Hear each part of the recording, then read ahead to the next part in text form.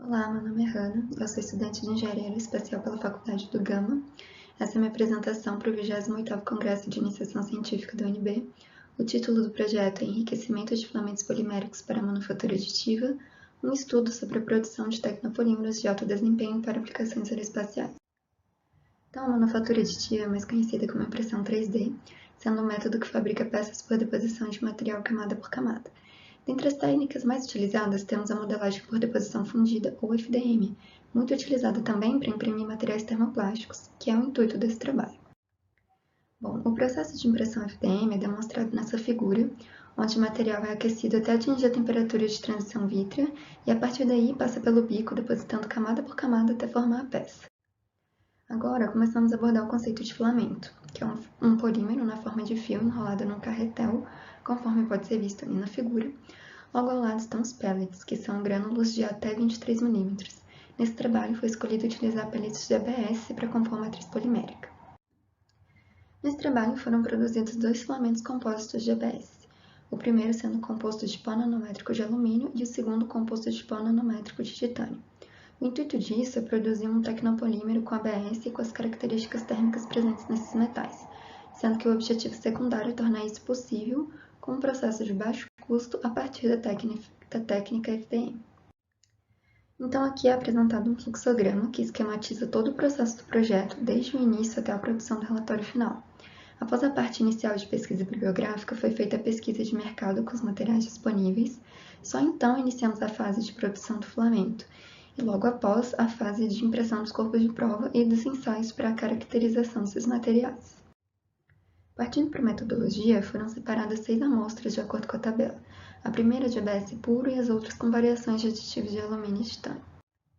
Foi preciso misturar os pellets com aditivos através de um moinho de esferas, como ilustra essa figura, sendo que foi utilizado 1 kg de esferas de aço em cada um desses recipientes.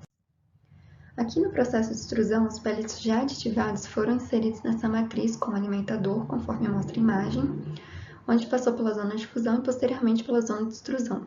As temperaturas foram decaindo conforme os pellets recebiam uma maior porcentagem de aditivos, como mostra a tabela. No processo de impressão dos corpos de prova, se utilizou uma impressora por FDM e a orientação padrão de impressão, que é de 45 graus. Foram realizados 2 testes para caracterizar os materiais, o de termogravimetria e o ensaio de tração. No ensaio de tração foi colocado os tensômetros conforme mostra o detalhe da figura. Já na parte de resultados e discussões, podemos ver que os pellets tiveram boa aderência dos polos e após o ciclo de 36 horas no meio de esferas. Em relação ao diâmetro desses filamentos, houve uma certa dificuldade para estudar o material, então foi necessário adaptar os parâmetros de velocidade e temperatura de extrusão até conseguir que o filamento produzido ficasse com um diâmetro em torno de 1,75 mm, que é o ideal para impressão 3D. Aqui na imagem pode-se perceber que não houve nenhum defeito grave nas camadas dos corpos de prova impressos. Na análise termogravimétrica, encontramos as temperaturas de transição vítrea, cristalização, fusão e degradação de cada material, conforme apresentado aqui na tabela, sendo que as temperaturas encontradas estão de acordo com a literatura. Rapidamente, uma visualização dos gráficos gerados. A curva verde apresenta a curva termogravimétrica, em azul a curva de derivada termogravimétrica, em vermelho temos a curva de calorimetria exploratória diferencial. No ensaio de tração, obteve-se a tensão de ruptura e o módulo de elasticidade de cada material. Essa imagem mostra a fratura de um dos corpos de prova de ABS puro. Aqui é mostrado o gráfico tensão da formação, onde podemos perceber que o alumínio 5% e o titânio 5% apresentaram os melhores resultados em relação às outras amostras.